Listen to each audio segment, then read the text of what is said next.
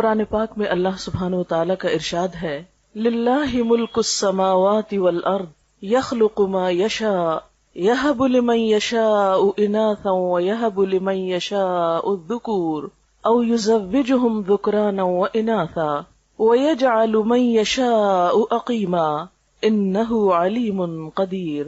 اللہ زمین اور آسمانوں کی بادشاہی کا مالک ہے، جو کچھ چاہتا ہے پیدا کرتا ہے، جسے چاہتا ہے لڑکیاں دیتا ہے، جسے چاہتا ہے لڑکے دیتا ہے، جسے چاہتا ہے لڑکے اور لڑکیاں ملا جلا کر دیتا ہے، اور جسے چاہتا ہے بانجھ کر دیتا ہے، یعنی اولاد سے محروم کر دیتا ہے۔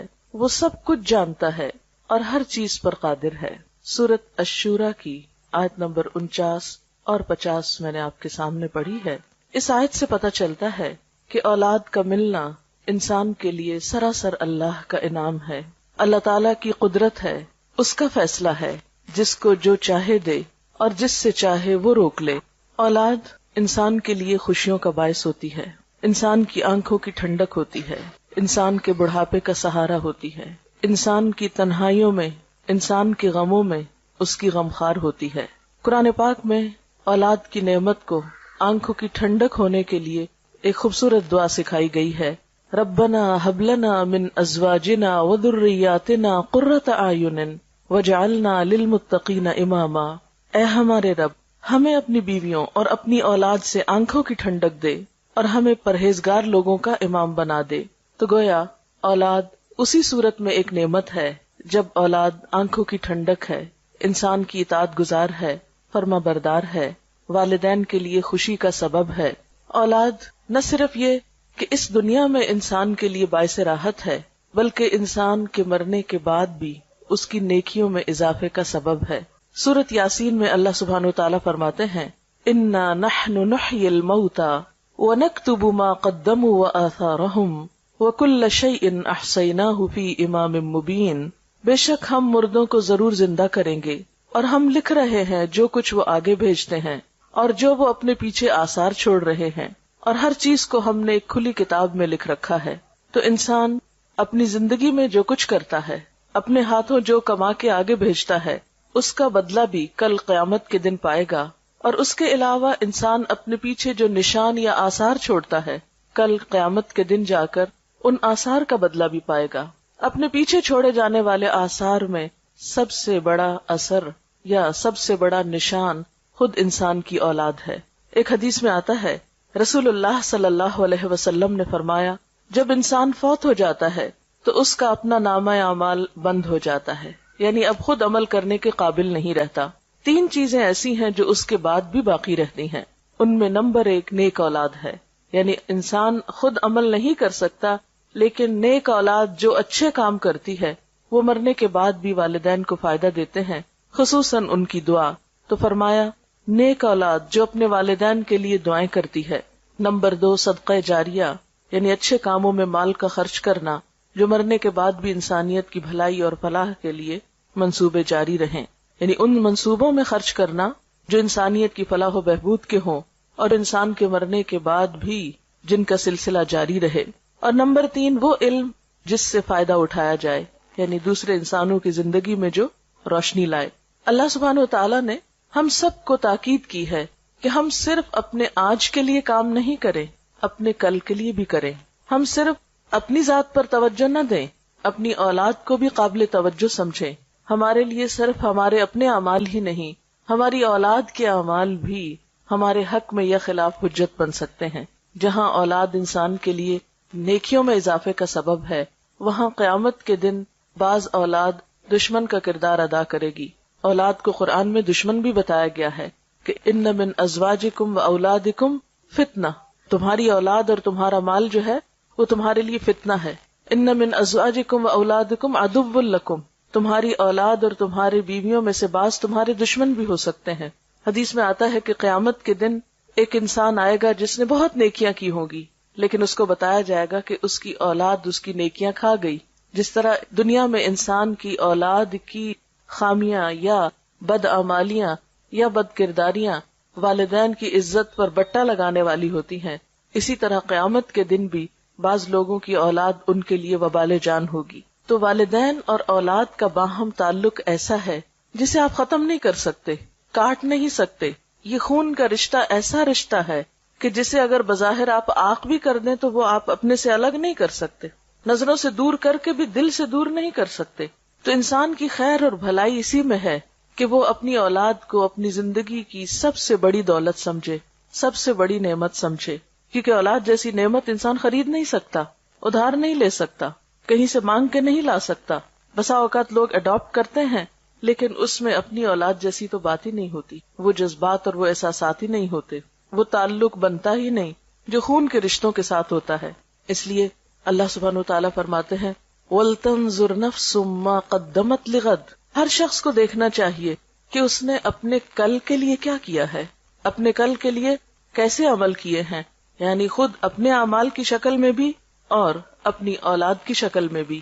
اگر انسان اپنے پیچھے نیک اولاد چھوڑ کر جاتا ہے تو وہ ہر نماز میں اپنے والدین کے لیے دعا کرتے ہیں. نماز کے اختتام پر مشہور دعا جو سب کو آتی ہے، اس کا معنی کیا ہے؟ رب اجعلنی مقیم الصلاۃ ومن ذریتی ربنا وتقبل دعا ربنا اغفر لی ولوالدی وللمؤمنین یوم یقوم الحساب. اے رب مجھے اور میری اولاد کو نماز کا پابند بنا، قائم کرنے والا بنا. اے ہمارے رب دعا قبول فرما. اے ہمارے رب مجھے بخش دے، میرے والدین کو بخش دے اور سارے مومنوں کو بخش دے جب حساب قائم ہو. گویا نیک اولاد اپنی ہر نماز میں اپنے والدین کو اپنی دعاؤں میں یاد رکھتی ہے. اگر شعوری طور پر یاد کر کے دعا کرنا بھول بھی جائے تو نماز کی پابندی کی صورت میں ہر نماز کے آخر میں زبان سے دعا نکلتی ہی ہے، اس کے بغیر تو نماز مکمل ہی نہیں ہوتی. اس کے علاوہ اللہ سبحانہ وتعالیٰ نے اولاد کو خاص طور پر والدین کے لیے جو دعا سکھائی ہے قرآن پاک میں، وہ ہے رب ارحمہما کما ربیانی صغیرا. اے رب ان دونوں پر یعنی ماں اور باپ دونوں پر اپنی رحمت فرما جس طرح انہوں نے مجھے بچپن میں پالا تھا. گویا اسلام میں اولاد کی یہ ذمہ داری ہے کہ وہ والدین کے ساتھ اچھا سلوک کرے، حسن سلوک کرے، اور اسی حسن سلوک میں سے ہے کہ وہ والدین کی جہاں خدمت کرے وہاں ان کے لیے دعائیں بھی کرے، ان کے ساتھ اچھا معاملہ بھی کرے. اسی طرح ایک اور حدیث سے ہمیں پتہ چلتا ہے کہ ایک شخص جب فوت ہو جاتا ہے تو برزخ میں اس کا درجہ بلند کیا جاتا ہے. وہ پوچھتا ہے کہ یا رب یہ میرے درجے کی بلندی کیسے ہوئی؟ تو اسے بتایا جاتا ہے کہ تمہارے بعد تمہاری اولاد جو دعا کر رہی ہے تمہارے لیے، اس کی وجہ سے یہاں تمہارا درجہ بلند ہو رہا ہے. تو والدین کی دعائیں اولاد کے لیے اور اولاد کی دعائیں والدین کے لیے قبول ہوتی ہیں. لیکن یاد رکھیے کہ یہ سب کچھ انسان کو اسی وقت نصیب ہو سکتا ہے جب انسان اپنی ذمہ داری پوری کرے. یعنی اگر ہم اپنی اولاد کی تربیت کے لیے کوشش کریں گے، اس کے لیے محنت کریں گے، دعائیں مانگیں گے، اس چیز پر توجہ دیں گے تو انشاءاللہ اولاد بھی اچھی ثابت ہوگی. ہاں، بہت کم ایسا بھی ہوتا ہے کہ والدین اپنا فرض پوری طرح ادا کرتے ہیں لیکن اولاد معاشرے یا ماحول کے اثر سے والدین کا حق ادا نہیں کرتی. تو ہم دیکھتے ہیں کہ دنیا کے جتنے بھی نیک لوگ گزرے ہیں انہوں نے صرف اپنی نیکی کی فکر نہیں کی بلکہ اپنے ساتھ اپنی اولاد کی نیکی کی بھی فکر کی ہے. اور خاص طور پر مرتے وقت انہیں یہ فکر کم تھا کہ ہماری اولاد کھائے گی کہاں سے، رہے گی کہاں پر. یہ فکر زیادہ تھا کہ ہماری اولاد ہمارے بعد کام کیسے کرے گی. اور اس میں ہم دیکھتے ہیں حضرت ابراہیم اور حضرت یعقوب علیہ السلام کی مثال. وَوَصَّى بِهَا إِبْرَاهِيمُ بَنِيهِ وَيَعْقُوبُ يَا بُنَيَّ إِنَّ اللَّهَ اصْطَفَى لَكُمُ الدِّينَ فَلَا تَمُوتُنَّ إِلَّا وَأَنْتُمْ مُسْلِمُونَ. ابراہیم علیہ السلام نے اور یعقوب علیہ السلام نے اپنے بچوں کو وصیت کی.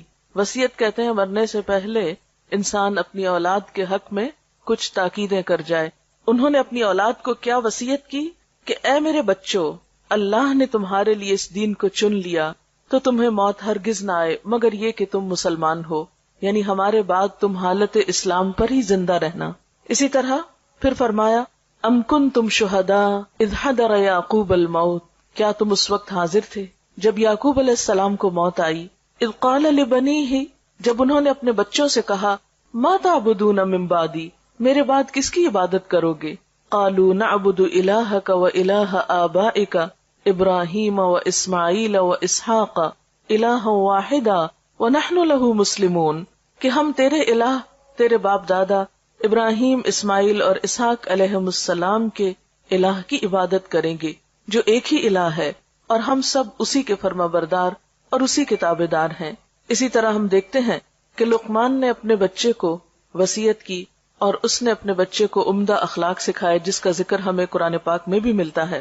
ان کے بارے میں آتا ہے وَلَقَدْ آتَيْنَا لُقْمَانَ الْحِكْمَةَ أَنِ اشْكُرْ لِلَّهِ، اور آگے جا کر وہ اپنے بچے کو بہت ساری نصیحتیں کرتے ہیں جس میں وہ اپنے بچے کی اچھی اخلاقی حالت یعنی عبادات کے ساتھ ساتھ اسے اچھا اخلاق بھی سکھاتے ہیں، جس میں خصوصی طور پر تکبر سے بچنے کے لیے کہتے ہیں اور لوگوں سے اچھی طرح بات کرنے کے لیے کہتے ہیں، اور آواز کی طرف بھی توجہ دلاتے ہیں کہ دیکھو بہت چیخ چلا کے بات نہ کرنا، کیونکہ سب سے ناپسندیدہ آواز گدھے کی آواز ہوتی ہے، لوگوں سے منہ موڑ کے بات نہ کرنا، اور اسی طرح کی اور بہت سی نصیحتیں۔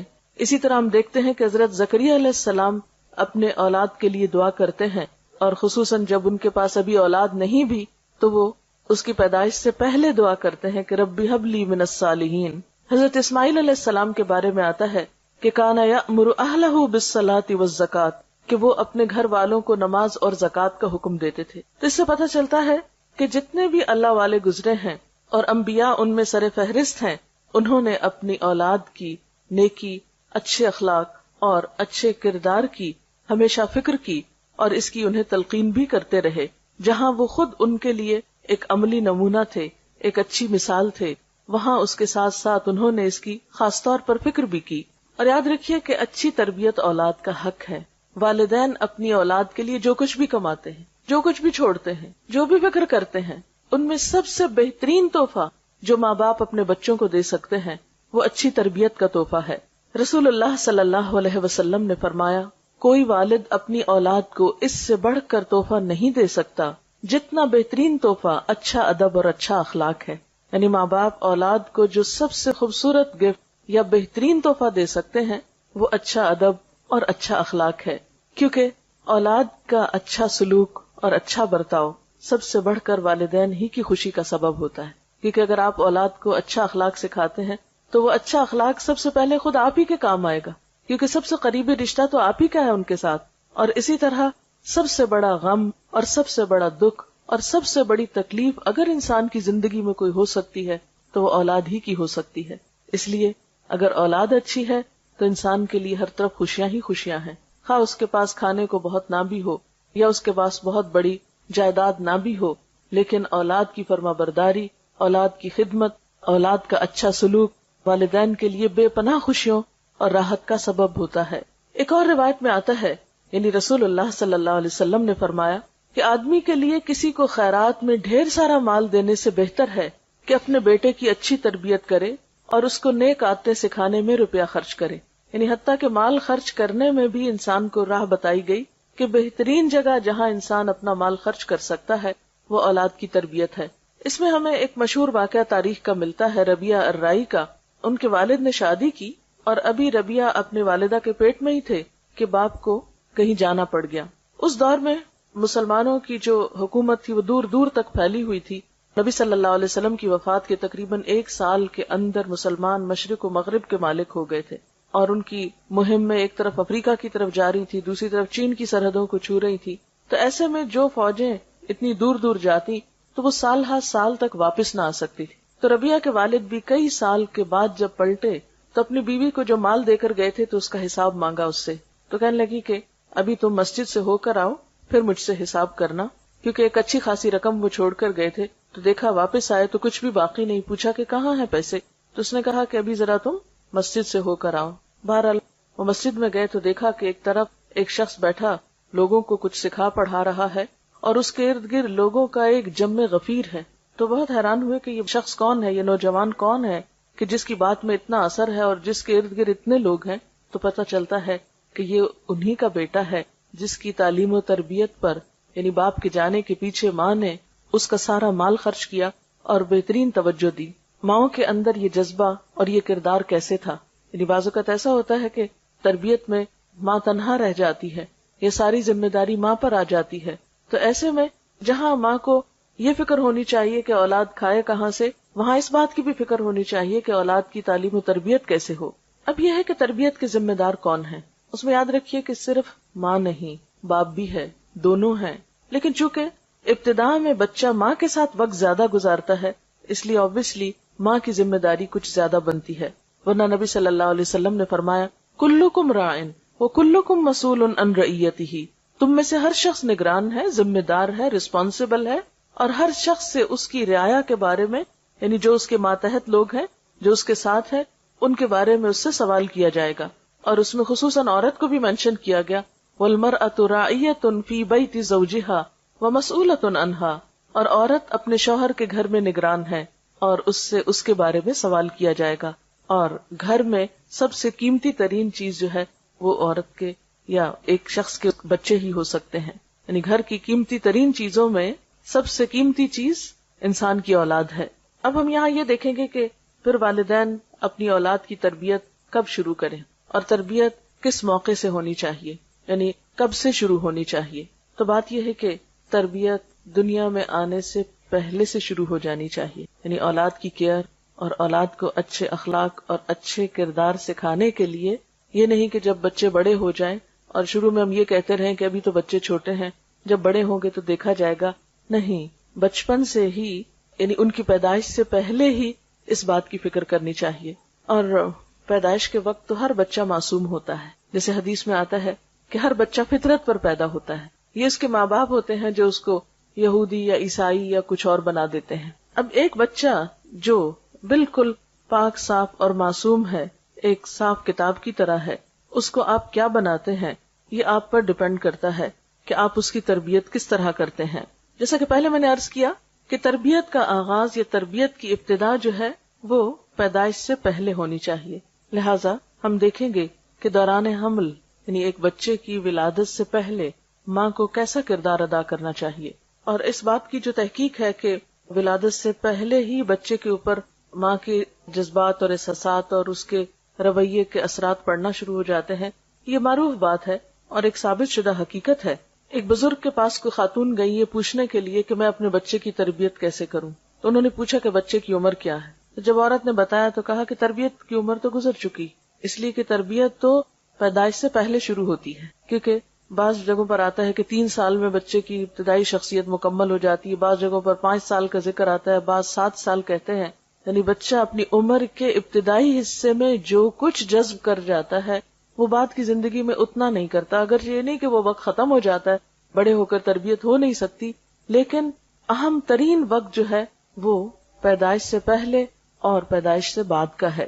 پیدائش سے پہلے یا دوران حمل جو ہے اس میں ماں کے جو بھی احساسات اور جذبات ہوتے ہیں وہ بچے پر براہ راست اثر انداز ہوتے ہیں، کیونکہ بچہ اپنی غذا لینے میں، اپنے تمام چیزوں میں مکمل طور پر ماں پر انحصار کر رہا ہوتا ہے. جب ماں کے خون سے وہ غذا لے رہا ہوتا ہے اور خون انسان کے سارے جسم میں گردش کرتا ہے، تو جو انسان کے سوچیں ہوتی ہیں یا غم یا غصہ یا خوشی یا اطمینان یا پریشانی کی جو بھی کیفیت ہوتی ہے وہ اس خون کے ساتھ بچے تک بھی منتقل ہو رہی ہوتی. اسی طرح جب بچے کی نشو و نما ایک خاص حد تک پہنچ جاتی ہے اور وہ سننے لگتا ہے، حتیٰ کہ یہاں تک کہا جاتا ہے کہ بیرونی آوازیں تک اس کو پہنچتی ہیں اور وہ ان آوازوں اور بیرونی ماحول کے اثرات بھی قبول کر رہا ہوتا ہے. اور اس کا باقاعدہ تجربہ کیا گیا کہ بچوں کو مختلف آوازیں سنائی گئی پریگنینسی کے دوران، اور پیدائش کے بعد بچے ان آوازوں سے مانوس تھے، لہٰذا جب وہ روتے تو ان کو وہی مخصوص آواز سنائی جاتی تو خاموش ہو جاتے، جیسے کسی خاص میوزک کی آواز یا کسی خاص ماحول کی جو اثرات ہیں. تو بچہ اگرچہ ابتدا میں بول نہیں سکتا، کچھ کر نہیں سکتا، صرف رو کر ہی اپنے سارے جذبات کا اظہار کرتا ہے، لیکن وہ بہت کچھ اس حال میں بھی سیکھ رہا ہوتا ہے، جذب کر رہا ہوتا ہے. تو اس میں سب سے پہلی اور بنیادی چیز جو ہے وہ نیک اولاد کی دعا ہے. یعنی پیدائش سے پہلے کثرت سے اولاد کی نیکی اور اچھے اخلاق کی دعائیں مانگنی چاہیے. یہ دعائیں ہمیں قرآن پاک سے ملتی ہیں. مثلاً رب ہب لی من الصالحین، اے اللہ مجھے نیک اولاد عطا کر. رب ہب لی من لدنک ذریۃ طیبہ، اے اللہ مجھے اپنے پاس سے پاکیزہ اولاد عطا کر. اسی طرح ربنا ہب لنا من ازواجنا وذریاتنا قرۃ اعین، اے اللہ ہمیں ہمارے شوہر مانگے تو بیوی کے لیے، ہمیں ہماری بیویوں اور ہماری اولادوں میں سے آنکھوں کی ٹھنڈک عطا کر. یہ دعائیں انسان کو ڈیورنگ پریگنینسی کثرت کے ساتھ پڑھنی چاہیے، خصوصاً نمازوں کے بعد. ایسا نہیں کہ کوئی خاص مخصوص وظیفہ ہے کہ کسی ایک کونے میں بیٹھ کے آپ روز 1000 تسبیح پڑھ لیں اور اس کے بعد جو چاہیں کریں. نہیں، اس کو ریگولرلی اپنی نمازوں کا حصہ بنا لے اور جب تک ولادت ہو نہیں جاتی اس وقت تک یہ دعا پڑھتے رہیں. پھر اسی طرح دوران حمل کثرت کے ساتھ ذکر کرنا، اچھے پازیٹیو خیالات رکھنا. پھر اسی طرح یہ ہے کہ دوران ولادت انسان جب دعا کرے تو اس میں خاص طور پر حضرت مریم علیہ السلام کی والدہ نے جو دعا پڑھی تھی اس دعا کو بھی آپ پڑھ سکتے ہیں. قرآن پاک میں اس کے بارے میں آتا ہے انی اعیذھا بک وذریتھا من الشیطان الرجیم، کہ میں تجھے اور تیری اولاد کو شیطان مردود سے اللہ کی پناہ میں دیتی ہوں.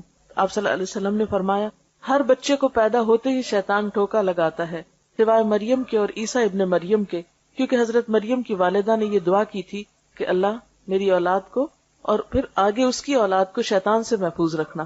تو دعاؤں میں خاص دعا یہ بھی کر سکتے ہیں کہ اللہ تعالیٰ ہماری اولاد کو شیطان سے بچا کر رکھے. پھر اسی طرح دوران پیدائش انسان آیت الکرسی پڑھ سکتا ہے، اللہ کا ذکر کر سکتا ہے. بعض لوگ اس موقع پر اللہ کا ذکر نہیں کرتے کہ اب تو ناپاکی کی کیفیت ہے یا کوئی ڈسچارج وغیرہ شروع ہو گیا ہے. نہیں، ذکر کرنے سے کوئی بھی چیز آپ کو نہیں روکتی. یعنی جب ولادت کا وقت قریب ہو تو اس میں انسان چل پھر رہا ہو یا ہاسپٹل میں ہو یا لیٹا ہوا ہو، کسی بھی مرحلے پر اللہ کے ذکر سے کوئی چیز آپ کو روک نہیں سکتی. آپ کو جو دعائیں یاد ہیں اللہ تعالیٰ کو پکار سکتے ہیں، درود شریف پڑھ سکتے ہیں، کلمہ پڑھ سکتے ہیں، آیت الکرسی پڑھ سکتے ہیں، جو بھی آپ ذکر کر کے اللہ سے دعا کرنا چاہیں کر سکتے ہیں. ایون جو آپ کے آس پاس ہیں، آپ کے ساتھ ہیں، آپ کے اٹینڈنٹ ہیں، وہ بھی آپ کے ساتھ اللہ کا ذکر کر کے آپ پر دم وغیرہ کر سکتے ہیں، سورۃ فاتحہ پڑھ سکتے ہیں، تاکہ مریض کو یا اس وقت کی جو تکلیف ہے اس میں ایک خاتون کو ریلیف ملے. اب یہ ہے کہ جب پیدائش ہو جاتی ہے تو اس کے بعد کیا کرنا چاہیے. سب سے پہلے بچے کی پیدائش پر خوشی کا اظہار کر کے اور پھر دعا بھی دینی چاہیے. ایک دعا جو ہمیں سکھائی گئی وہ ہے بارک اللہ لک فی الموہوب لک وشکرت الواہب وبلغ اشدہ ورزقت برہ. کیا معنی اس دعا کا؟ اللہ تمہارے لیے اس بچے میں جو بھی تمہیں عطا ہوا ہے اس میں برکت پیدا کرے اور تم دینے والے کے شکر گزار بنو اور یہ بچہ اپنی جوانی کو پہنچے اور تمہیں اس کی نیکی نصیب ہو. یعنی یہ اولاد تمہارے ساتھ نیکی کرنے والی ہو، تمہاری اطاعت گزار اور فرما بردار ہو. اسی طرح ہم دیکھتے ہیں کہ نبی صلی اللہ علیہ وسلم کو جب ان کے بیٹے حضرت ابراہیم کی ولادت کی خوشخبری ملی تو آپ نے خوشخبری لانے والے کو ایک غلام عطا کیا. آج کل ہمارے یہاں بھی رواج ہے نا کہ جو خوشخبری لے کر آتا ہے اس کو کچھ دیا جاتا ہے. بعض اوقات مثلاً کوئی نرس پیغام لے کر آتی ہے یا ڈاکٹر لے کر آتی ہے تو آپ کچھ نہ کچھ خوشی سے اس کو دیتے ہیں. تو یہ بھی ایک مسنون طریقہ ہے، اس کو اپنے اوپر بوجھ نہیں سمجھنا چاہیے. تو نبی صلی اللہ علیہ وسلم نے اتنا بڑا تحفہ ایک آنے والے کو دیا. اس طرح آپ کو یاد ہوگا کہ عربوں کے ہاں یہ عام رواج بھی تھا اور آپ صلی اللہ علیہ وسلم نے اس رواج کو ختم نہیں کیا. جیسے آپ کی پیدائش پر ابو لہب جو آپ کا چچا تھا، سویبہ جو لونڈی تھی، اس نے جب خبر دی آپ صلی اللہ علیہ وسلم کی پیدائش کی تو اس نے اشارے سے اس کو کہا کہ جاؤ تم آزاد ہو. یعنی اس غلام عورت کو آزاد کر دیا اس خوشی میں کہ اس نے بھتیجے کی پیدائش کی خوشخبری سنائی تھی. تو اس موقع پر خوشی کا اظہار کرنا، خوشی میں خواہ آپ مٹھائی کھلائیں، خواہ آپ کسی کو کوئی تحفہ دیں، کوئی ہدیہ دیں، کچھ بھی کریں، ایسا کرنا کوئی خلاف اسلام نہیں ہے یا کوئی لوکل رسم نہیں ہے. نہیں، اللہ کی نعمت کا ایک اظہار ہے اور انسان اپنی حیثیت کے مطابق جو بھی کرے. ہاں، نمائش کے لیے نہیں کرنا چاہیے، دکھاوے کے لیے یا اپنی حیثیت سے بڑھ کے خود پہ بوجھ نہیں ڈالنا چاہیے. لیکن اگر انسان کچھ بھی خوشی کا اظہار کسی بھی طریقے سے کرنا چاہتا ہے تو اس کی اجازت ہے. پھر اس کے بعد پہلی چیز بچے کے کان میں آذان دینا ہے. یعنی پیدائش ہوگی، اس کو نہلایا دھلایا، اس کو تیار کیا اور اس کے بعد کان میں آذان دی. طبرانی کی روایت میں آتا ہے کہ حضرت حسین رضی اللہ تعالیٰ عنہ کی جب ولادت ہوئی تو آپ نے ان کے ایک کان میں آذان دی اور دوسرے میں اقامت. آذان دینے میں کیا حکمت ہے کہ بچہ دنیا میں آ کر سب سے پہلے اللہ کا نام سنے. آپ دیکھیں کہ جب انسان فوت ہوتا ہے نا تو اس کی نماز جنازہ پڑھی جاتی، تو انسان کے آنے پر آذان دی جاتی ہے اور جانے پر اس کی نماز پڑھی جاتی ہے. اور انسان کی زندگی ایسی ہی ہے جیسے آذان اور نماز کے بیچ کا وقفہ. یعنی کل قیامت کے دن انسان کو ایسے ہی پتہ چلے گا کہ چند لمحے دنیا میں گزار کر آیا ہوں. پھر اسی طرح یہ ہے کہ اللہ کی عظمت اور اللہ کی محبت بچے کے دل میں بیٹھتی ہے. پھر اسی طرح بچے کو جو پہلی غذا دی جاتی ہے اس کو تحنیک کہا جاتا ہے. کہتے ہیں کہ جو انسان بھی بچے کو پہلی غذا دیتا ہے، اب تو فوراً ماں کے دودھ پہ ڈال دیتے ہیں یا کوئی بھی چیز دی جاتی ہے، تو چونکہ بچہ بالکل ایک نیو بورن جو ہوتا ہے وہ فریش اور ہر طرح کے اثرات قبول کر رہا ہوتا ہے، بالکل ایک معصوم سی چیز ہوتی ہے. تو جو انسان بچے کو پہلی غذا دیتا ہے تو اس انسان کی جو شخصیت ہوتی ہے وہ بھی اس کے ہاتھ سے جو ریز نکلتی ہیں یا اس کے جسم سے وہ بچے میں منتقل ہوتی. اس لیے آپ صلی اللہ علیہ وسلم کے پاس بچے پیدائش کے بعد لائے جاتے تھے اور آپ ان کو جسے ہماری زبان میں گھٹی دینا کہتے ہیں، اور گھٹی سے مراد کو خاص دوا یا کاڑھا نہیں ہے، یا کچھ تھوڑا سا شہد بھی ہو سکتا ہے یا چبائی ہوئی کھجور بھی ہو سکتی ہے، لیکن ایسے شخص کی ہو جس کا اخلاق اور کردار جو ہے معروف ہو، کیونکہ بچے کی ابتدائی زندگی میں وہ چیز بھی اس کی شخصیت کا حصہ بننے والی ہے۔ اس میں ہم دیکھتے ہیں حضرت اسما فرماتی ہیں کہ عبداللہ بن زبیر جب پیدا ہوئے ان کے بیٹے تو میں نے ان کو آپ کی گود میں دے دیا۔ آپ نے خرما منگوایا، یعنی خشک کھجور منگوائی، اس کو چبا کر اپنے لعاب کے ساتھ ان کے منہ میں لگا دیا۔ عموماً تالو میں ہلکا سا لگا دیتے ہیں، ایسا نہ ہو کہ جو بچے کے گلے میں پھنس جائے یا اتنا بڑا ٹکڑا نہ ڈال دیا جائے، بالکل معمولی سا جتنا بچے کی لینے کی سکت ہو اس کے مطابق، لیکن یہ کہ یہ بھی ایک طرح کی رسم ہوتی ہے اور یہ سمجھے کہ اسلامی رسم ہے۔ حضرت عائشہ کا بیان ہے کہ آپ کے ہاں بچے لائے جاتے، آپ ان کے لیے تہنیک کرتے اور ساتھ دعا دیتے، تو جو شخص بھی بچے کو پہلی غذا دے رہا ہو اس کے ساتھ ساتھ بچے کو وہ دعا بھی دے۔ امام احمد بن حنبل کے ہاں بچے کی پیدائش ہوئی تو انہوں نے ایک نیک خاتون کے پاس اپنے بچے کو بھیجا جن کا نام ام علی تھا، اور ان سے اپنے بچے کی تہنیک کروائی۔ اسے بھی پتہ چلتا ہے کہ مرد کے علاوہ عورت بھی یہ کر سکتی ہے، یعنی یہ صرف مرد ہی نہیں کہ کوئی بہت بزرگ ہوں یا اللہ والے ہوں، گھر میں کوئی خاتون بھی ہو سکتی ہیں کوئی اچھے اخلاق اور کردار کی کہ جس کا آپ چاہیں کہ بچے کے اندر اس کی شخصیت کا بھی اثر جائے۔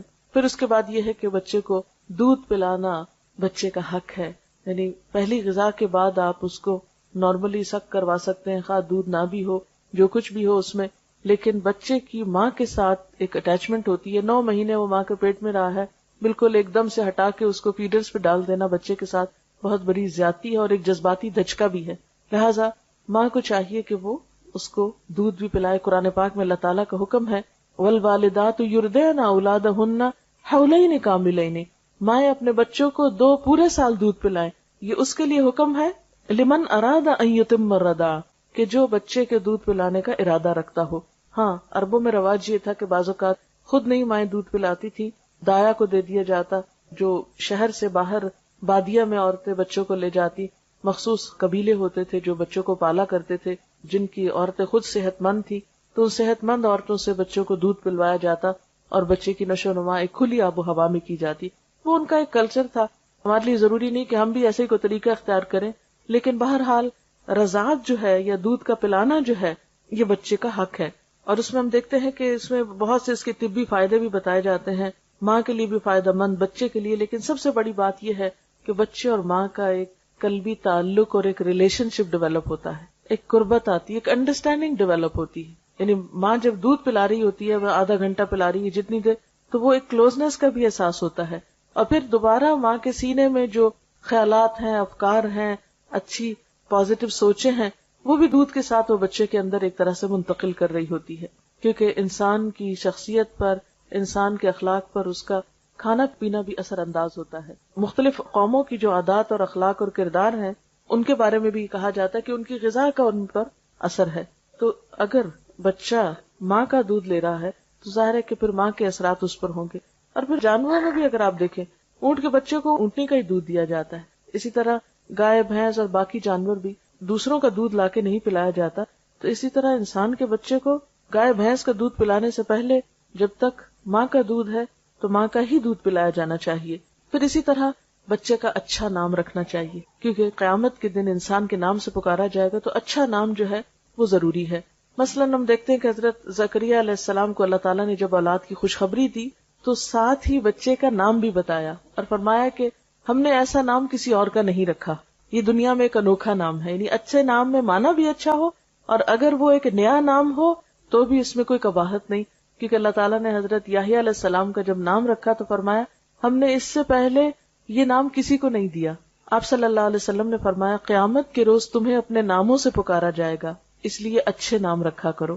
اور حدیث میں آتا ہے اللہ کو تمہارے ناموں میں سے عبداللہ اور عبد الرحمن سب سے زیادہ پسند ہیں، اور آپ نے یہ بھی فرمایا کہ انبیاء کے ناموں پر نام رکھو۔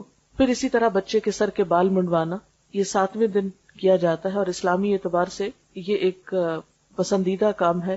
عربوں کے ہاں یہ ایک طریقہ جاری تھا جسے اسلام میں بھی جاری رکھا گیا، اور حضرت حسن اور حسین رضی اللہ تعالیٰ عنہما کے سر منڈوانے کا آپ نے حکم دیا، اور پھر بالوں کے وزن کے برابر چاندی بھی صدقہ کی، یعنی ساتھ ہی بچے کا صدقہ بھی نکالا جائے۔ اور اطباء یہ کہتے ہیں کہ جب بچے کے سر کے بال مونڈے جاتے ہیں تو سر کی جو سرکولیشن ہے وہ تیز ہوتی ہے اور اس کے جو سینسز ہیں وہ پراپرلی فنکشن کرتے ہیں. اس لیے بعضوں کا سننے میں آتا ہے کہ نہیں اتنے چھوٹے بچے کے بال نہیں کٹوانے چاہیے، لیکن اسلامی طریقہ بھی ہے اور یقیناً اس میں بہت سے فوائد بھی ہیں. پھر اسی طرح عقیقے کا حکم بھی دیا گیا ہے. عقیقے کا اصل تو 7واں دن ہے، لیکن اگر انسان بعد میں بھی کر لے تو کوئی حرج نہیں کوئی فرض کے درجے میں نہیں کہ 7ویں دن میں ہی ہو. اگر انسان کسی بھی وقت کر لیتا ہے تو وہ ہو جاتا ہے. اور اس میں لڑکے کی طرف سے 2 بکرے اور لڑکی کی طرف سے 1، اور یہ کسی ڈسکریمنیشن کی وجہ سے نہیں. آپ دیکھیں کہ جو عرب لڑکی کو زندہ دفن کر دیتے تھے، اگر اس کی طرف سے 2 بکرے دینے ہوتے تو ان کے لیے اور زیادہ مشکل بات تھی، اس لیے ان پر بوجھ نہیں ڈالا گیا، انسانی نفسیات کی رعایت کی گئی ہے. آپ صلی اللہ علیہ وسلم نے عقیقے کے بارے میں فرمایا کہ لڑکا اپنے عقیقے کے ساتھ گروی ہے جو 7ویں دن اس کی طرف سے ذبح کیا جائے گا اور اس کا نام رکھا جائے گا اور سر کے بال اتارے جائیں گے. یعنی یہ تینوں کام 7ویں دن کرنا مسنون ہے، اگرچہ آگے پیچھے بھی کیا جا سکتا ہے. عقیقے کے ساتھ گروی ہونے کا مطلب یہ کہ ایک طرح سے بندھا ہوا ہے، جب اس کی طرف سے یہ صدقہ ہو جاتا ہے تو گویا وہ ایک بندھن سے آزاد ہو جاتا ہے. پھر اسی طرح لڑکے کا ختنہ کرانا جو ہے یہ بھی مسنون ہے، یعنی اسلامی سنت ہے.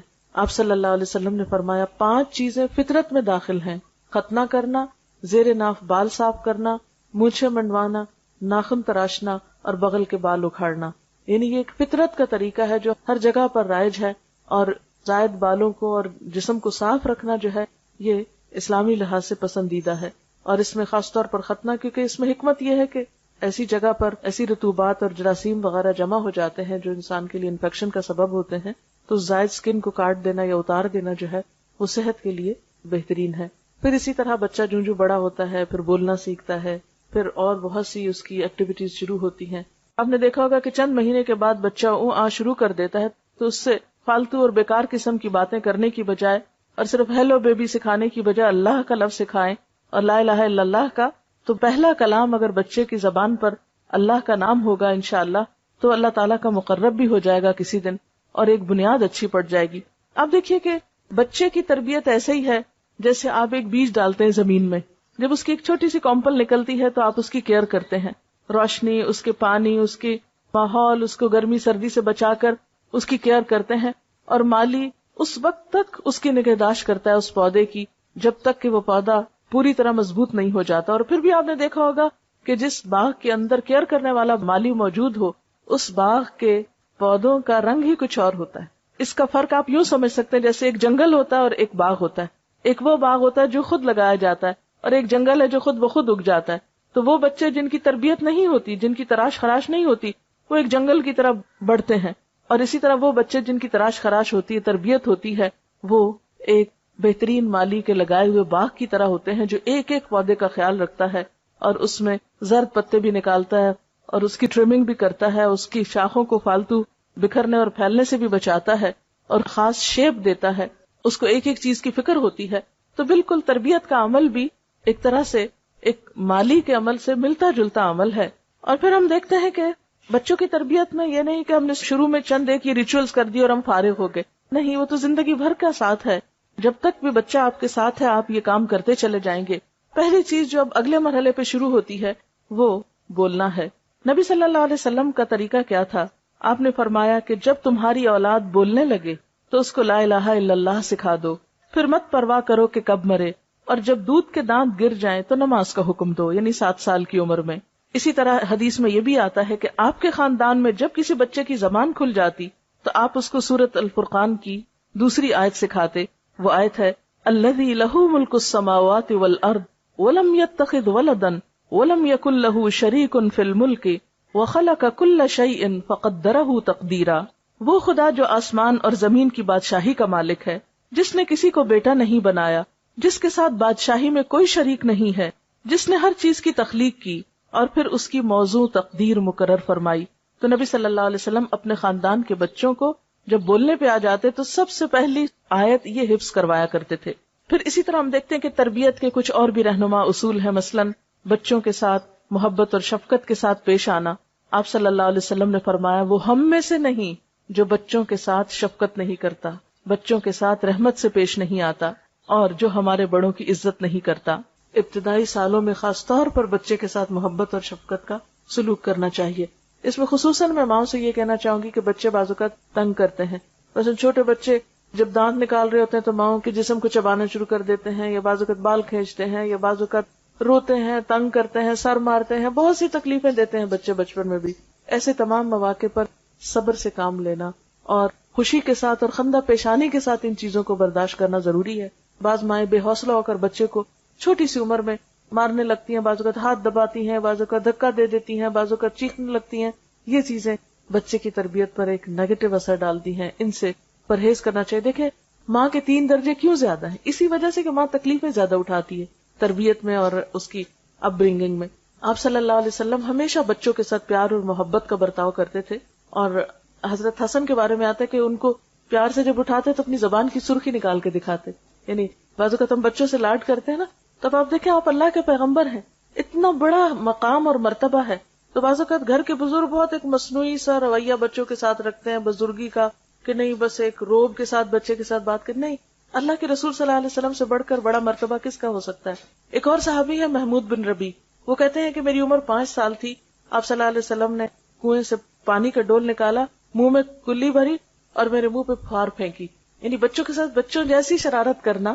پھر آپ صلی اللہ علیہ وسلم آگے بڑھ کے خود سلام کیا کرتے تھے، اٹھا لیا کرتے تھے اور ہر لحاظ سے خیال رکھتے. اس میں ہم دیکھتے ہیں کہ پھر اسی طرح جابر بن سمرہ اپنے بچپن کا واقعہ بیان کرتے ہیں کہ انہوں نے آپ کے پیچھے نماز پڑھی اور اس کے بعد آپ اپنے گھر کی طرف چل پڑے. کہتے میں بھی ساتھ ہو لیا، میرے ساتھ اور بچے بھی تھے، آپ نے سب بچوں کو پیار کیا، مجھے بھی پیار کیا. یعنی بچوں کو یاد تھا کہ ہمیں آپ صلی اللہ علیہ وسلم نے کس کس موقع پر پیار کیا.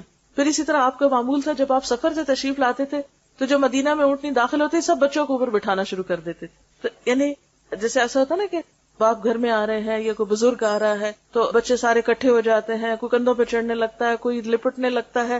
تو ایسے میں بچوں کو ان کی شوخیاں کرنے دینا چاہیے. آپ صلی اللہ علیہ وسلم ان کو اپنی سواری پر سوار کرنا شروع کر دیتے تھے، خواہ وہ کسی کے بھی بچے ہوتے تھے، محبت کے ساتھ اور شفقت کے ساتھ. پھر اسی طرح آپ صرف مسلمان بچوں کے ساتھ نہیں، بغیر کسی مذہب کی تفریق کے ہر ایک کے بچوں کے ساتھ اچھا سلوک کرتے تھے. ہجرت کے موقع پر جب آپ کا مدینہ میں داخلہ ہو رہا تھا تو چھوٹی بچیاں جو تھیں وہ آپ کے استقبال کے لیے کھڑی تھیں اور انہوں نے آپ کے لیے گیت گائے تھے، اور آپ نے ان سے پوچھا کہ تم یہ کیوں کر رہی ہو؟ تو انہوں نے کہا کہ اللہ کے رسول صلی اللہ علیہ وسلم ہم آپ سے محبت کرتے. تو آپ نے فرمایا میں بھی تم سے پیار کرتا ہوں. یعنی عام طور پہ ہم بچوں کو اگنور کر دیتے، نہیں، ان کے ساتھ پیار محبت کی بات کرنا یا ان کا حال پوچھ لینا یہ انسان کی شان میں کمی نہیں کرتا. اور سب سے بہترین چیز بچوں کو پھر اچھا اخلاق سکھانا ہے، اور خاص طور پر چاہے لڑکا ہو یا لڑکی ہو ان میں فرق نہ کریں. آپ نے فرمایا خاص طور پر کچھ دینے کے معاملے میں بچوں میں فرق نہ کرو، اس سے ان کی شخصیت پر منفی اثرات پڑتے ہیں. اور خصوصاً ابتدائی زندگی میں پہلے 7 سال تو زیادہ سے زیادہ شفقت اور محبت ہی کا سلوک کرنا چاہیے. اقرا بن حابس کے بارے میں آتا ہے کہ وہ آپ صلی اللہ علیہ وسلم کے پاس آئے اور آپ اس وقت حضرت حسن کو گود میں بٹھا کر پیار کر رہے تھے. تو اقرا کو دیکھ کر بہت تعجب ہوا، بولے اے اللہ کے رسول صلی اللہ علیہ وسلم آپ بھی بچوں کو پیار کرتے ہیں؟ کیونکہ ان کے ہاں کیا تھا کہ جو شخص جتنا روب والا ہو وہ بچوں کو بس صرف ٹیڑھی آنکھ سے ہی دیکھے اور ڈرائے رکھے اور اٹھائے نہیں. بچوں کو اٹھانا شاید کوئی کمزوری کی علامت ہے. اور کہنے لگا کہ میرے تو 10 بچے ہیں لیکن میں نے کبھی کسی کو بھی پیار نہیں کیا. آپ نے فرمایا اگر اللہ نے تمہارے دل سے رحمت و شفقت چھین لی ہے تو میں کیا کر سکتا ہوں. یعنی بچوں کو پیار نہ کرنا سنگ دل ہونے کی علامت ہے، اور بچوں کے ساتھ شفقت و محبت سے پیش آنا رحم دلی کی علامت ہے. پھر اسی طرح بچوں کو اچھا اخلاق سکھانا. نبی صلی اللہ علیہ وسلم نے فرمایا اپنی اولاد کی عزت کرو. یعنی بچوں کی بھی بے عزتی نہیں کرنی چاہیے، ان کو تان و تشنی نہیں کرنی چاہیے، ان کو برے ناموں سے نہیں پکارنا چاہیے، ان کا مذاق نہیں اڑانا چاہیے، بلکہ اس کے برعکس بچوں کے ساتھ بھی عزت کا معاملہ کرنا چاہیے، کیونکہ ان کی بھی عزت نفس ہوتی ہے. اگر بار بار مجروح ہوگی تو ماں باپ کے دشمن ہو جائیں گے. ان کے آداب بہتر بناؤ، اس لیے کہ تمہاری اولاد تمہارے لیے اللہ کا ہدیہ ہے. یعنی اولاد ایک طرح سے تحفہ ہے تمہارے لیے، لہٰذا اس تحفے کی قدردانی کرو. پھر اسی طرح اگر ایک سے زائد بچے ہوں تو بچوں کے درمیان مساوات کرنے کا حکم دیا. آپ صلی اللہ علیہ وسلم نے فرمایا سووا بین اولادکم فی العطیہ لو کنت مفضلا احدا لفضلت النساء. تم بچوں کو کچھ دینے میں برابری کرو، اگر میں کسی کو زیادہ دے سکتا تو بیٹیوں کو زیادہ دیتا. لیکن یہ ہے کہ بیٹے ہوں یا بیٹیاں جب بھی ان کے لیے کچھ خریدیں یا جب بھی ان کو کچھ دینے لگیں تو سب کے ساتھ برابری کریں. بعض اوقات ایسا ہوتا ہے کہ کوئی ایک بچہ اپنی فرما برداری اچھے اخلاق کی وجہ سے والدین کا زیادہ پسندیدہ ہو جاتا ہے، یا چھوٹا بچہ جو ہوتا ہے وہ عموماً ماں باپ کو زیادہ پیار ہوتا ہے، یا بعض اوقات بڑا بچہ جو ہوتا ہے وہ زیادہ توجہ لے جاتا ہے. لیکن اپنے دلی جذبات اور اپنی توجہ کو ایک طرف رکھتے ہوئے دینے دلانے کے معاملے میں برابری کرنی چاہیے. محبت میں تو بسا اوقات برابری نہیں ہو سکتی، کیونکہ انسان کے جذبات ہر ایک کے لیے مختلف ہوتے ہیں اور وہ انسان کے بس کی بات بھی نہیں ہوتی، لیکن اس کا اظہار کرنے میں بھی اعتدال سے کام لینا چاہیے. کیونکہ بعض اوقات ماں باپ ایک بچے کی تعریف دوسرے بچے کے سامنے اتنی زیادہ کرتے کہ دوسرے بچے احساس کمتری میں مبتلا ہو جاتے ہیں، یا یہ کہ وہ ماں باپ سے دور ہونے لگتے ہیں کہ ماں باپ کو ہم سے تو محبت ہے ہی نہیں. ایسا نہیں کرنا چاہیے. سب بچوں سے یکساں سلوک کرنا چاہیے، اور اگر کوئی بچہ بدتمیز بھی ہو یا اس کے اندر کوئی ایسی چیز بھی ہو تو صبر کے ساتھ درگزر کرنا چاہیے اور اس کو دوسروں سے زیادہ توجہ دینی چاہیے، حتیٰ کہ وہ اور زیادہ قریب آ جائے اور اعتماد کرنے لگے ماں باپ پر. پھر اسی طرح بچوں کی تعلیم و تربیت کا اہتمام کرنا. حضرت عمر فرماتے ہیں کہ والد پر اولاد کے حقوق میں سے یہ بھی ہے کہ انہیں لکھنا پڑھنا سکھائے اور انہیں حلال خوراک مہیا کرے. یعنی تربیت میں ایک اہم چیز حلال خوراک یعنی حلال کھلانا ہے، کیونکہ بچوں کو اگر حرام پر پالیں گے تو وہ والدین ہی کے نافرمان ہوں گے. کیونکہ اگر آپ اللہ کی نافرمانی کر رہے ہیں تو آپ کے بچے آپ کے فرما بردار کیسے ہوں؟ اگر آپ ان کو لقمہ حلال نہیں دے رہے، لقمہ حرام دے رہے ہیں، تو ان کے اندر پھر خدا کی محبت کیسے پیدا ہو؟ پھر محض تعلیم اور محض تربیت اور محض درس کچھ نہیں کریں گے جب تک کہ رزق حلال کی طرف توجہ نہ کریں. پھر اسی طرح لڑکوں کے ساتھ ساتھ لڑکیوں کی بھی تربیت. نبی صلی اللہ علیہ وسلم نے فرمایا، جس شخص نے 3 لڑکیوں یا 3 بہنوں کی سرپرستی کی، تعلیم و تہذیب سکھائی، ان کے ساتھ رحم کا سلوک کیا، یہاں تک کہ اللہ ان کو بے نیاز کر دے، یعنی ان کی شادی وغیرہ ہو جائے، اپنے گھروں میں چلی جائیں، تو ایسے شخص کے لیے اللہ نے جنت واجب فرما دی. یعنی بیٹوں کی تربیت بھی، لیکن بیٹیوں کی تربیت خوش دلی سے کرنا اور ان کو اپنے لیے بوجھ نہ سمجھنا. جیسے عام طور پہ آپ نے دیکھا ہوگا بچیاں جب جوان ہوتی ہیں ذرا سی رشتے کی بات ہو رونے لگتی ہیں، ہم آپ پہ بوجھ ہے نا. تو یہ احساس نہیں ہونے دینا چاہیے بچیوں کو کہ وہ ہم پر بوجھ ہیں.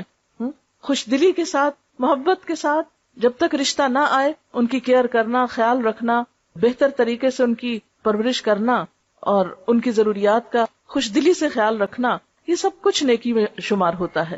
حتیٰ کہ وہ مال جو انسان اپنی اولاد پر خرچ کرتا ہے اس کا اجر و ثواب کہیں زیادہ ہے بنسبت اس کے کہ جو کسی اور پر انسان خرچ کرتا ہے.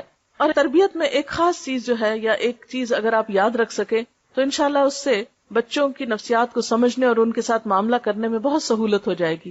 اس میں ایک مشہور مقولہ یہ ہے کہ والدین اپنے بچے کے ساتھ پہلے 7 سال کھیلیں، یعنی ان کے کھیل میں شریک ہوں یا ان کو کھیلنے دیں. اگلے 7 سال اسے نظم و ضبط سکھائیں، ڈسپلن سکھائیں، یعنی پھر سختی بھی کر سکتے ہیں. پھر اگلے 7 سال اس کے دوست بنے رہیں، یعنی گویا جب بچہ 14 سال کا ہو جائے تو اس کے ساتھ دوستوں والا معاملہ کریں، اعتماد میں لیں.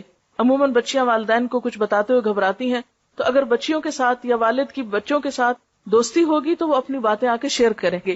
اور اگلے 7 سال پھر آزاد چھوڑ دیں. 21 سال کے ہو جائیں تو پھر ان کو بہت روک ٹوک نہیں کریں. اور وہی وقت ہوتا ہے جب شادی ہوتی ہے، تو شادی کے بعد پھر بچوں کے معاملات میں انٹرفیئر کرنا اور ان کو پریشرائز کرنا، اب یہ کرو اب وہ کرو، نہیں، اب چھوڑ دیں، اب ان کو اپنی زندگی بسر کرنے دیں. اب جہاں تک پہلے 7 سال کا تعلق ہے تو اس میں بچوں کو آپ بہت زیادہ چیزوں کا پابند نہیں کریں. تھوڑا بہت پڑھنا لکھنا سیکھیں، شروع کریں، لیکن بہت بوجھ نہیں ڈالیں. لیکن جب 7 سال کا ہو جائے تو پھر نماز کے لیے کہنا شروع کریں. 10 سال تک نماز کی عادت ڈالیں. اور اگر ایک کے بعد ایک نماز سکھائیں، مثلاً ایک نماز، اور پھر اس میں بھی آپ ساتھ لے کے کھڑے ہوں، اکیلے حکم نہ دیں جاؤ نماز پڑھ لو، یہ بہت سختی نہیں کریں. 10 سال کی عمر تک نماز میں بھی سختی سے روکا گیا ہے. اور اس کا یہ مطلب نہیں کہ پھر پڑھنے کوئی نہ کہیں یا ڈسپلن نہ سکھائیں، نہیں، ڈسپلن تو سکھائیں گے. 3 سال آپ کو لگیں گے. 10 سال کی عمر تک انشاءاللہ ایک کے بعد ایک، مثلا 6 مہینے میں ایک نماز کی عادت ڈالیں. لیکن جس نماز کی عادت ڈالیں پھر وہ چھوڑنے نہ دیں. اس کا خاص دھیان رکھیں، واچ کریں کہ وہ بچہ مس نہ کرے، کیونکہ اگر ایک دن بھی وہ نہیں پڑھتا تو اس کا مطلب یہ ہے کہ اس کو یہ سمجھ آ جائے گی کہ پڑھے یا نہ پڑھے بات برابر ہے. 1 سے شروع کریں، 2 پہ لائیں، 2 سے 3 پہ، 3 سے 4 پہ، 4 سے 5 پہ. 10 سال کی عمر تک اگر فجر کے وقت نہیں بھی اٹھتا تو جس وقت اٹھے اس وقت نماز پڑھوا دیں. پھر اس کے بعد اگر شروع میں صرف فرض نماز کا کہیں اور پھر جو بڑا ہوتا جائے پھر سنت بھی ساتھ، اور جب بالغ ہو جائیں پھر ایسی تعلیم و تربیت کا اہتمام کریں کہ بچوں کے دل میں اللہ کی محبت بھی پیدا ہو چکی ہو، رسول اللہ صلی اللہ علیہ وسلم کی محبت بھی ہو، بڑوں کا ادب اور احترام بھی ہو، اور اس کے ساتھ ساتھ اپنے واجبات اور اپنی ذمہ داریوں کو بھی نبھانے کا طریقہ ان کو آ چکا ہو. جیسے بچوں کے ساتھ پہلے 7 سال کھیلنے کی بات ابھی ہوئی، نبی صلی اللہ علیہ وسلم حضرت حسن اور حسین رضی اللہ تعالی عنہما کے ساتھ کس طرح کا معاملہ کرتے تھے. حدیث میں آتا ہے کہ جب آپ نماز پڑھ رہے ہوتے تھے تو یہ دونوں آپ کی پیٹھ پہ چڑھ جاتے. آپ اس وقت تک سجدے سے سر نہ اٹھاتے تھے جب تک وہ خود نہ اتر جاتے. یعنی کہ ہاتھ مار کے گرا دیتے یا کوئی اور پکڑنے آ جاتا، اوہ دیکھو اللہ کے رسول صلی اللہ علیہ وسلم نماز پڑھے، پکڑو ان کو، چھینو ان کو. کیونکہ بعض اوقات ہمارے ہاں جو مائیں نماز پڑھتی ہیں، اگر بچہ نماز میں پاس آ جائے تو دوسرے کھینچ کے لے جاتے ہیں، اور بچہ چیخ چلا رہا ہوتا ہے کہ مجھے ماں کے پاس جانے دو، اور وہ سمجھتے نہیں بچے کے پاس جانے سے ماں کی نماز ڈسٹرب ہو جائے گی. نہیں، ماں کو تو اس حد تک اجازت ہے کہ اگر بچہ رو رہا ہو تو وہ روتے بچے کو گود میں اٹھا کر بھی نماز کنٹینیو کر سکتی، تاکہ وہ نماز سے خوف نہ کھائے. بہت سے بچے دین سے اس لیے بھاگ جاتے ہیں کہ اب ماں نماز پڑھ رہی ہے، لمبی نماز پڑھ رہی ہے، اور بچہ بلا رہا ہے، اس کو کوئی جواب نہیں مل رہا. اب وہ قرآن پڑھ رہی ہے تو پڑھ رہی ہے، بچہ بلا رہا ہے، رو رہا ہے، اس کو بھوک لگی ہے یا اس کو ٹوائلٹ جانا ہے یا کچھ اور، ماں اٹھ نہیں رہی. یا وہ اپنی دوستوں میں بیٹھی اور باتیں کیے جا رہی ہے، ٹیلی فون کال آ گئی ہے، 15 منٹ آدھا گھنٹہ اس کا ٹیلی فون پہ جا رہا ہے، اور بچہ رو رو کے وہیں قدموں میں سو گیا. تو یہ چیزیں درست نہیں. بچہ ماں کی سب سے پہلی پرائرٹی ہونی چاہیے. اور پھر نبی صلی اللہ علیہ وسلم سے بڑھ کر کس کی عبادت ہو سکتی ہے، کس کی نماز میں اس سے بڑھ کر خشوع و خضوع ہو سکتا ہے. لیکن آپ نماز کے سجدے سے سر نہ اٹھاتے تھے جب تک بچے خود نہ اٹھ جاتے. بعض اوقات کسی بچے کے رونے کی آواز آتی تو آپ نماز مختصر کر دیتے تھے، لمبی نماز نہیں پڑھاتے تھے، یعنی جماعت کے ساتھ. اسی طرح حضرت امامہ جو آپ کی نواسی تھی، حضرت زینب کی بیٹی، ان کے بارے میں آتا ہے کہ آپ صلی اللہ علیہ وسلم بعض اوقات ان کو کندھے پر بٹھا کے نماز شروع کر دیتے، یعنی قیام میں کندھے پہ بٹھا لیتے تھے. یعنی صرف لڑکوں کو نہیں، اگر چھوٹی بچی بھی ہے تو مرد کی نماز میں کوئی خلل نہیں ہے اس سے. اور وہ آپ کے ڈائریکٹ اپنے بچے نہیں تھے، بیٹی کے بچے تھے، نواسے تھے، لیکن اس کے باوجود بھی آپ ان کے ساتھ محبت و شفقت کا معاملہ کرتے ہیں، تک نمازوں کے دوران بھی.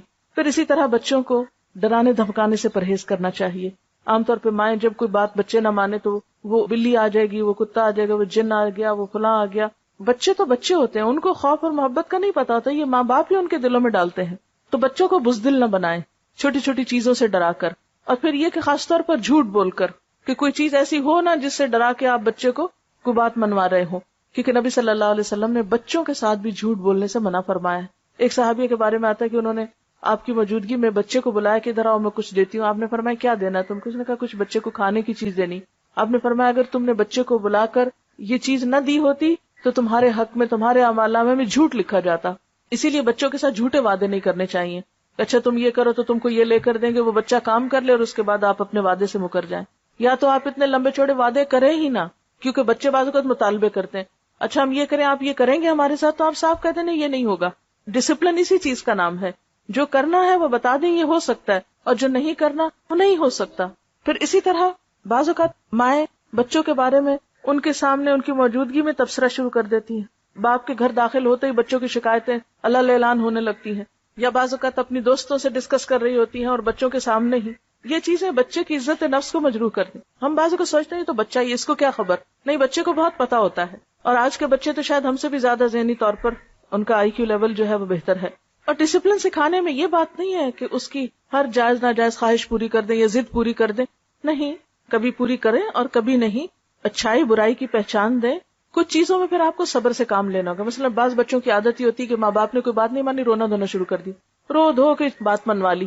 اب جب آپ بے جا ضد ایک دفعہ پوری کر دیتے تو ان کو بھی ایک طریقہ ہاتھ آ جاتا ہے کہ جو بات یہ نہیں مانتے ویسے تو رو کے منوا لی جائے. تو اس میں پھر آپ کو صبر و تحمل سے کام لینا. اگر آپ نے ایک دفعہ کسی چیز میں نہ کہہ دی تو پھر کسی قیمت میں ہاں نہیں ہونی چاہیے. لیکن نہ کہنے سے پہلے سوچ سمجھ کر نہ کریں. یہ نہیں کہ ہر چیز پہ قسمیں کھانا شروع کر دیں یا نہ یا ہاں شروع کر دیں. اس میں ماں کا اپنا کردار بے حد اہم ہے. تو ہمیں تربیت میں صرف جذباتیت سے کام نہیں لینا، بہت سوچ سمجھ کے ساتھ، اور اس موضوع پر مختلف چیزوں کا مطالعہ کرتے رہنا، پڑھتے رہنا، لوگوں سے مشورہ کرتے رہنا، تربیت کا طریقہ سیکھنا. عربی کا ایک محاورہ ہے کہ جس کے پاس خود کچھ نہیں وہ کسی دوسرے کو کچھ نہیں دے سکتا. یعنی مثلا اگر میرے پاس پانی نہیں، میرا گلاس خالی ہے، تو میں کسی کو پانی کیا پلا سکتی ہوں؟ اگر میرا ظرف خالی ہے، میرا سینہ خود اللہ کی محبت سے خالی ہے، میری عقل خود دین کے علم سے آری ہے، اللہ کی محبت اور دین کا علم کہاں سے سکھا سکتی ہوں؟ اس لیے ماں کا پڑھا لکھا ہونا، ماں کو مسلسل سیکھتے رہنے کی ضرورت ہوتی ہے. یعنی کہ ایک پڑھی لکھی ماں جو ہے ایک پڑھی لکھی جنریشن لائے گی. اس لیے بچیوں کی تعلیم جو ہے وہ تو لڑکوں سے بھی زیادہ اہم ہے. لیکن آج ہم تعلیم کا مطلب سمجھتے ہیں کہ کچھ پڑھ لکھ کر انسان کو نوکری کر لے، کچھ کمائی کر لے. نہیں، اس کے لیے تو ہنر ہوتا ہے. اسلام میں تعلیم و تربیت انسان کو انسان بنانے کے لیے ہوتی ہے، انسان کی عقل اور روح اور جذبات کی بہترین نشو و نما کے لیے ہوتی ہے. پھر اسی طرح بعض اوقات بچے کو مارنے کی ضرورت بھی پڑتی ہے. اگرچہ 10 سال کی عمر میں مارنے کی اجازت ہے، لیکن اس کی بھی کچھ شرائط ہیں. ایک تو یہ کہ شدید غصے کی حالت میں نہیں مارنا چاہیے. پھر اسی طرح 10 سال کی عمر سے پہلے نہ مارا جائے. پھر اسی طرح چہرے اور سینے اور پیٹ پہ نہیں مارنا چاہیے. پھر اسی طرح 3 ضربوں سے زائد نہیں لگانی چاہیے. ایسی ضرب نہیں جس سے نشان پڑ جائے بچے پہ. اور اگر کبھی ایسی ضرورت پڑے تو تنہائی میں بچے کے ساتھ آپ ایک آدھ لگا سکتے ہیں، لیکن لوگوں کے بیچ میں بیٹھے بیٹھے ادھر سے دھپ مارا، ادھر سے ہاتھ مروڑے، ادھر سے کان کھینچے، ادھر سے بال کھینچے، ادھر سے دھکا دے دیا، یہ سب بہت ہی زیادتی کی باتیں ہیں. یہ تربیت کے لیے سخت نقصان دہ ہیں، کیونکہ جس کی آپ عزت نہیں کر رہے اس کی آپ تربیت کر ہی نہیں سکتے. تربیت کرنے کے لیے بھی دوسرے کو اعتماد میں لینا اور اس کو عزت دینا بے حد ضروری ہے. اور اس میں صرف ڈانٹ ڈپٹ یا صرف اصول قاعدے ہی نہیں چلیں گے، اس میں سٹوری ٹیلنگ جو بے حد اہم ہے. انبیاء علیہ السلام کے قصوں سے شروع کریں، صحابہ کرام کے قصے سنائیں، اور دنیا کے بڑے بڑے انسانوں کے قصے جنہوں نے دنیا میں کچھ بڑے بڑے کام کیے، تاکہ بچوں کے سامنے اچھے رول ماڈلز آئیں، ان کو بھی محنت کا شوق پیدا ہو. پھر اسی طرح یہ ہے کہ بچوں کو بہت زیادہ ناز و نام کا عادی نہیں بنانا چاہیے، کیونکہ یہ بچوں کی اپنی ہی زندگی کے لیے نقصان دہ ہو جاتا ہے. اس میں بچوں کو اپنے ہاتھ سے کام کرنے کی عادت، اور اسی طرح خصوصاً نیکی کے کام کی عادت، اس میں ان کے ہاتھ سے صدقہ بھی کروایا کیجیے. ضرورت مند رشتہ داروں کو دلوانا، بڑوں کو گھر میں عزت دینا. کھانے کا وقت ہے تو یہ نہیں بچوں کو ہمیشہ اہمیت دیں اور کہ بچے آنا پہلے کھا لیں، نہیں، بڑوں سے شروع کریں. وہ بڑوں کو اہمیت دیں، بڑوں کو جگہ دیں، بڑوں کے لیے کھڑے ہوں، بڑوں کی عزت کریں. یہ سب کچھ ماں سکھائے گی بچے کو. اگر بچوں میں کچھ کھٹ پٹ ہو گئی تو ہر ماں جا کے اپنے بچے کی حمایت کرنا شروع کر دی گئی، یہ جاننے کی کوشش نہیں کرتی کہ ہو سکتا ہے کہ قصور اس کے بچے کا ہو. تو ہمیشہ عدل و انصاف سے کام لینا چاہیے، اپنے بچوں کے درمیان بھی اور اپنے بچوں اور رشتہ داروں کے بچوں میں بھی اگر کوئی کھٹ پٹ ہو جائے. اسی طرح حکمت و دانش سے کام لینا ہوگا. پھر اسی طرح بعض اوقات نبی صلی اللہ علیہ وسلم کا طریقہ یہ تھا کہ وہ سوال و جواب کے انداز میں تربیت کیا کرتے تھے، کہ بچے زندگی کے مختلف مواقع پر مختلف چیزوں کے بارے میں جاننا چاہتے ہوتے، اور والدین سے زیادہ ہمدرد اور رہنما کوئی نہیں ہو سکتا. لیکن اگر کسی وقت آپ سمجھیں کہ آپ اپنے بچے کے ساتھ بہتر کمیونیکیشن نہیں کر سکتے، آپ کسی اچھے انسان کی بھی مدد لے سکتے ہیں کہ جو آپ کے بچے کے ساتھ اچھی کمیونیکیشن کر سکے. عام طور پر پہلے جب فیملی سسٹم ہوتے تھے یا خاندانی نظام مضبوط تھا تو ہم نے دیکھا ہوگا کہ بچوں کی تربیت صرف ماں نہیں کرتی تھی، دادی کا بھی حصہ ہوتا تھا، نانا نانی کا بھی حصہ ہوتا تھا. آپ کو اپنے بچپن یاد ہوں گے جو خواتین ہیں بڑی، کہ بعض اوقات باقاعدہ پلان کے تحت آپ رشتہ داروں کے گھر جاتے تھے، وہ آپ کے گھر چھٹیاں گزارنے آتے تھے، اور اس طرح خاندان قریب آتے تھے. اب جب سے ہر شخص مصروف ہو گیا ہے، رشتہ داروں کا بھی آپس میں آنا جانا، ایک دوسرے کے گھر جا کے رہنا، باہم جذبات کو شیئر کرنا، یہ سب چیزیں ختم ہوتی چلی جا رہی ہیں. لہٰذا خود غرضی کا عنصر بڑھتا چلا جا رہا ہے. تو جب ہم بچوں کو خود غرضی پہ پالتے ہیں تو پھر بڑے ہو کر وہ ہماری پرواہ کرنا بھی بھول جاتے ہیں. عام طور پہ مائیں جب بچوں کو کھانا کھلا رہی ہوتی تو کہتی تم کھا لو ورنہ وہ کھا لے گا. تو جب وہ کھا لے گا کا خوف دلا دیتے ہیں بچے کو اور وہ سے بچا کے سب کچھ رکھتے ہیں، تو پھر بڑے ہو کر بچوں کے دلوں میں وسعت کہاں سے آئے گی، وہ دوسروں کے ساتھ شیئر کس طرح کر سکیں گے. لہٰذا اگر آپ چاہتے ہیں کہ آپ کے بچے کی اچھی تربیت ہو تو صرف خود اکیلے نہیں، اپنے خاندان کو ساتھ لے کر آپ کو چلنا ہوگا، کیونکہ ان کا آپ کے بچوں پر اثر ہوگا اور آپ کے بچے ان کو آئیڈیالائز کریں گے. اور اگر کہیں ایسا موقع نہ ہو تو اچھے دوست اور اچھے لوگوں کے ساتھ دوستی جو ہے وہ بھی بچوں پر اثر انداز ہوتی ہے. ایسے لوگوں کے گھروں میں جانا کہ جن کے بچے خود تربیت یافتہ ہوں، بچے ان سے بہت کچھ سیکھ رہے ہوتے ہیں. پھر اسی طرح اسکول میں جو کچھ کر رہے ہوتے ہیں اس کی خیر خبر رکھنا، اور پھر خصوصی طور پر جو جذبات کے اظہار میں ڈسپلن قائم کرنا، یہ بے حد ضروری ہے. بعض اوقات بچے چھوٹی چھوٹی باتوں پر آسمان سر پہ اٹھا لیتے، چیخنا چلانا، چھوٹی چھوٹی باتوں پر لڑائی جھگڑا کرنا، دوسروں سے لڑنا جھگڑنا، مار پٹائی، اس طرح کی عادتیں بچوں میں ڈیولپ ہونے لگتی ہیں. تو ان چیزوں کو بھی روکنے کی ضرورت ہے. اسی طرح زیادہ ہنسی، زیادہ رونا، زیادہ چیخنا چلانا، زیادتی جو ہے ان کی شخصیت میں وہ نقصان دہ ہے. اس کا سبب معلوم کر کے اس کا علاج کیا جا سکتا ہے. اور اپنی بات اس پر اختتام کروں گی کہ بچہ اگر محبت میں جیتا ہے تو اعتماد سیکھتا ہے، تانوں میں جیتا ہے تو احساس کمتری کا شکار ہوتا ہے، نفرت میں جیتا ہے تو نفرت دینا سیکھتا ہے، گھٹے ہوئے ماحول میں جیتا ہے تو شرمیلا ہو جاتا ہے. اس لیے بچے کی تربیت کے لیے بہترین چیز اچھا ماحول ہے، کیونکہ ہر انسان اپنے ماحول کی پیداوار ہوتا ہے. اب دیکھیے کہ بعض اوقات ہم سمجھتے ہیں کہ بس ٹھیک ہے ہماری چوائس ہے، ہم بچوں کی اچھی تربیت کریں یا نہ کریں. بعض اوقات ہم سمجھتے ہیں کہ بس چوائس کی بات ہے، بس ہمت ہے، توفیق ہے، موقع ہے، کر سکتے ہیں تو اچھی تربیت کر لیں. نہیں، قرآن پاک میں اللہ سبحانہ و تعالیٰ فرماتے ہیں اے لوگو جو ایمان لائے ہو، اپنے آپ کو اور اپنے گھر والوں کو آگ سے بچاؤ. ان بچوں کو آگ سے بچانا ہماری ذمہ داری ہے. ایسا نہ ہو کہ یہ اپنے دین سے دوری کی بنا پر یا کسی بھی غلط کام کی بنا پر آخرت میں ناکامی سے دوچار ہوں. ہمارے دلوں کو چین کیسے آ سکتا ہے اگر ہمارے بچے کامیاب نہ ہوں؟ دنیا میں بھی ناکام ہو تو تکلیف ہوتی ہے، اور آخرت کی ناکامی تو بہت ناکامی ہے. اللہ تعالیٰ سے دعا ہے کہ وہ ہمیں اپنی ذمہ داری کو بہترین طریقے پر ادا کرنے کی توفیق عطا فرمائے، تاکہ ہماری اولاد ہمارے لیے صدقہ جاریہ ہو اور ہمارے لیے دنیا میں بھی آنکھوں کی ٹھنڈک اور ہماری آخرت میں بھی ہمارے اعمال میں اور ہمارے درجات میں اضافے کے سبب بنے۔ وآخر دعوانا ان الحمد للہ رب العالمین۔ سبحانک اللہم وبحمدک، نشہد ان لا الہ الا انت، نستغفرک ونتوب الیک۔ والسلام علیکم ورحمۃ اللہ وبرکاتہ۔